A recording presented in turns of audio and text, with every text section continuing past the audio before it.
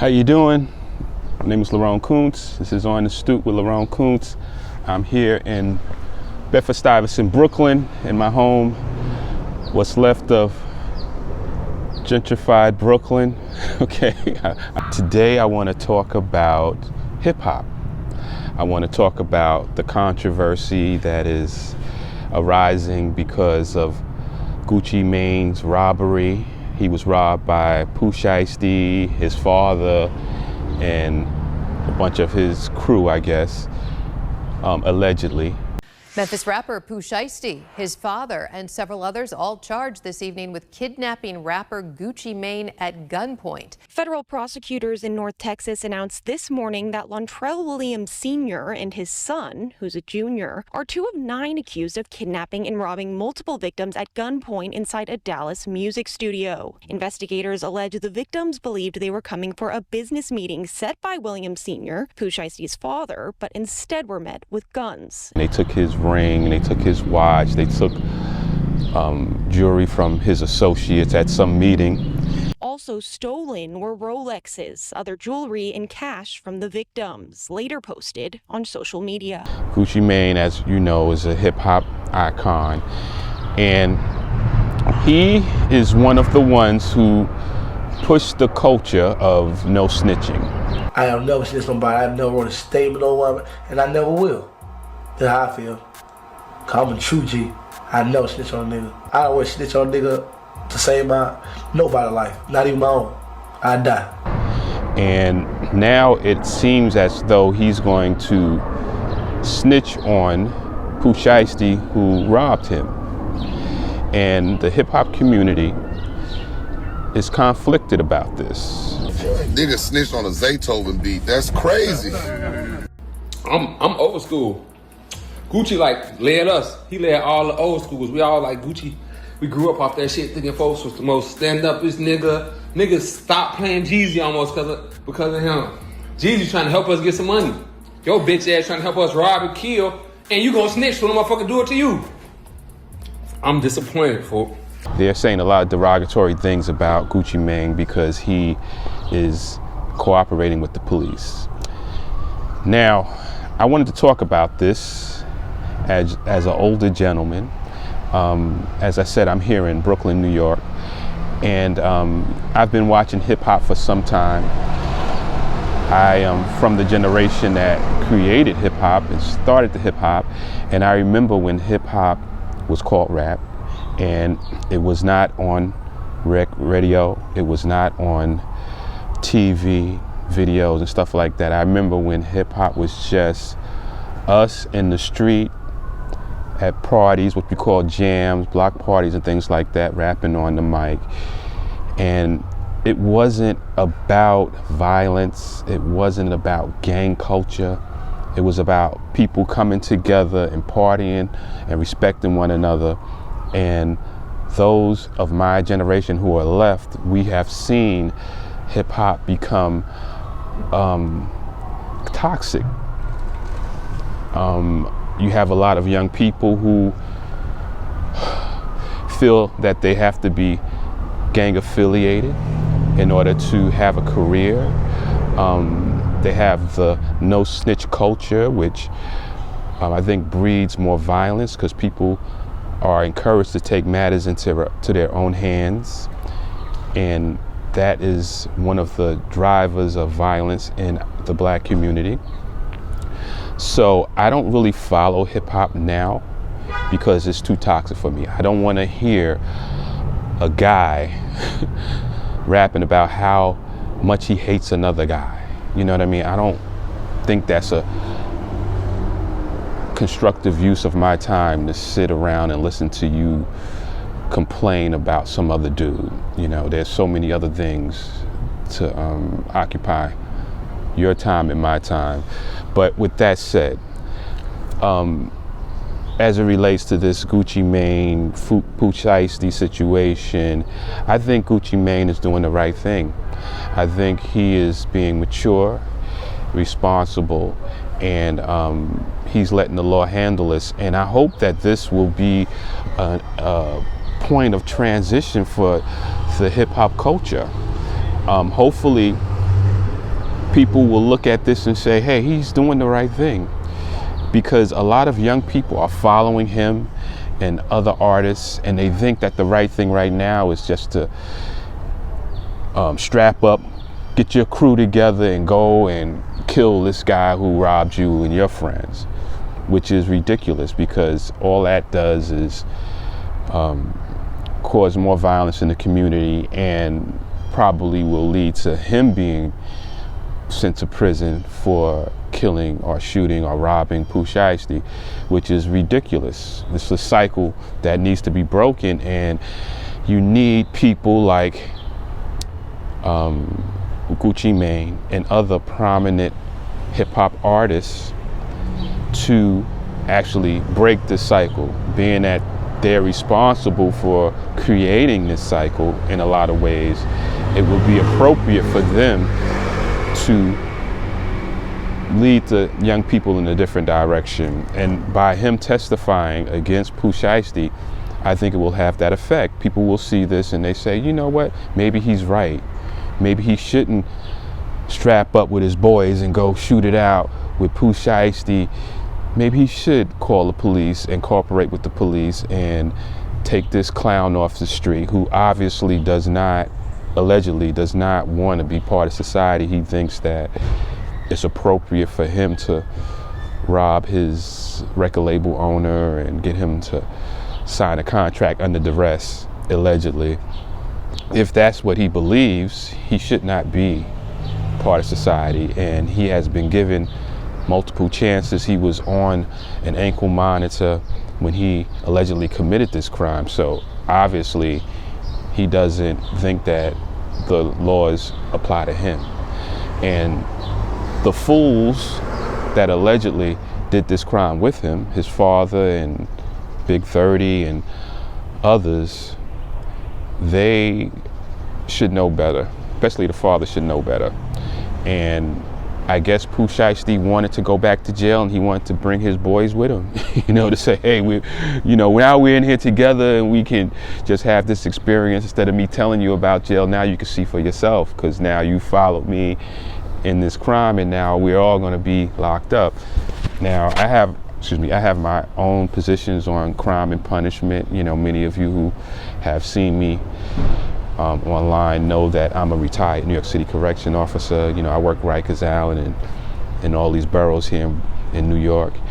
So I have different views about crime and punishment and how we can decrease crime, but I'm not going to get into that. I'm just talking about Gucci Mane right now. I commend him if he is cooperating with the feds. Some people say that it's obvious that he is. Some people say he put out a record outlining what happened to him and how dumb Pooh Shiesty is by robbing him. So that's the indication that he is cooperating, because he's putting out information about it. I don't think so. Some people say that recording is AI and it's not Gucci Mane, or they're hoping it's not Gucci Mane because they're so invested in him holding it down for the streets and not squealing and stuff like that, which is ridiculous. All right. But I think that he doesn't even have to testify, because if there were others part of his management team that were at this meeting that got robbed, they can just testify and he won't have to get on the stand. But I think that he should. Now, like I said, I remember hip hop before it ever got on radio, before it ever got into a music store. I remember when it was just a street art, and I know why it started and I know where it started. My brother was a DJ, and he used to go to the Bronx, to the Fever, and see Flash and the Furious Five and DJs, and it was because here in New York City, music programs were being cut. Now, a lot of us did study music in school. I played the trombone in junior high school. I was lucky enough to go to a school that had a music program. It wasn't that great, but it did. The prior generation to mine, a lot of people who did go to school, they study instruments. they learned how to play instruments. A lot of bands were developed in New York City because of the school system teaching us how to play music. But as time went on, and as my generation was coming up, they started cutting the programs for music in schools, which led for people to seek a different outlet for their musical expression, and that was hip hop. Instead of having a drum, people would just bang on the tables in the lunchroom, or people would buy 2 records and scratch them together, and people would get on the mic and just express themselves because they weren't learning how to play musical instruments. And that was the creation of rap or hip hop, and it was a positive thing. You know, it's been through a lot of iterations. You know, we went through the whole fight the power type of era where people were using hip hop as a political statement and trying to bring the community together. And then gangster rap came along, and now we've seen where it's taken us. Now gang culture has become prominent and expected and accepted. There's a lot of reason for that I won't get into, but going back to Gucci Mane, I think he will do hip hop and the culture a great service if he would take the stand and point out, this man robbed me, took my wedding ring, took my Rolex, and put a gun to my head and made me sign a document. If he did that, that would be a giant step to ending this culture of hip hop, which is toxic. And maybe we can get back to something that is positive and uplifting, and something that brings us together instead of dividing us. And you know, his scenario reminds me of a movie that I saw many, many years ago. It's an old James Cagney movie called Angels with Dirty Faces. And it's a movie that's set right here in New York, where James Cagney is a thug. He is a gangster. And there's a group of kids, they call them the Robbery boys, that look up to him. You know, they want to be like him. They want to be a gangster. They want to be a heartless criminal like he is. And you know, he knows these kids. He talks to these kids. He encourages these kids to be like him. And James Cagney gets caught, and he is going to be executed in the electric chair. And Pat O'Brien, who plays the neighborhood priest, who knows James Cagney, they grew up together, and he knows all of these kids that James Cagney is influencing to be criminals and thugs like him, because he's working with these kids in a center that is run by the church, and he's trying to convince these kids that, hey, you don't want to go down the road that James Cagney went down. You know, you want to have a productive, positive life. And they're like, no, I want to be like James Cagney. That's the same thing that's happening here in hip hop.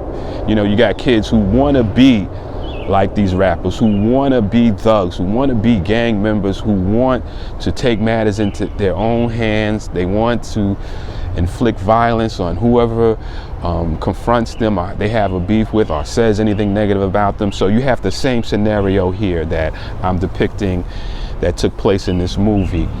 And Pat O'Brien, the priest, comes up to James Cagney before he has to go to the electric chair, and he tells James Cagney, listen, there's hundreds of kids that look up to you. They want to be like you, right? They came from the same environment that we came from, and now you are going to be executed. And the priest says to James Cagney, pretty much, this is what I want you to do. I want you to cry. I want you to not be a stand-up guy, and I want you to go into that electric chair, kicking and screaming, to show these kids that you are not a hero and that they shouldn't follow you. And James Cagney is like, what? Are you crazy? I'm not doing that. All I got is my dignity, and I'm not yellow, and I'm not going out like a chicken. You know, they want to execute me, then let them. I'm not going to give them that. I'm not going to bow down and squirm and cry. And so when the time comes and they're escorting James Cagney to the electric chair, and he has the priest next to him, and James Cagney is still maintaining his gangster persona. And then as he's going to the electric chair, he breaks down and he starts crying. I don't want to die, oh please. I don't want to die, oh please. Oh, don't make me burn out. Oh, please, let go of me. Please, don't kill me. Oh, don't kill me, please.